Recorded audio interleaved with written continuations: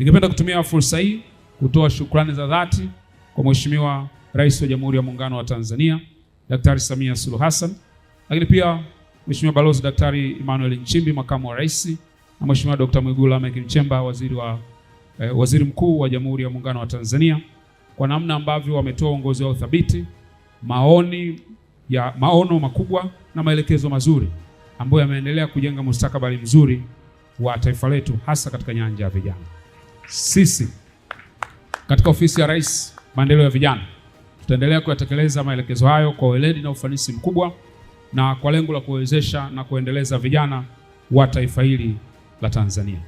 Ni katika dhamira hiyo hiyo ya Mheshimiwa Rais ameonyesha uongozi wa mfano kwa kuunda wizara mpya kwa mara ya kwanza katika historia ya nchi yetu inayoshughulika na maendeleo ya vijana, na ameiweka chini ya ofisi yake ili masuala ya vijana kwanza yapate uzito na uratibu wa karibu katika ngazi ya juu ya serikali. Tunamshukuru sana Mheshimiwa Rais kwa kuona umuhimu wa kuunda wizara hii.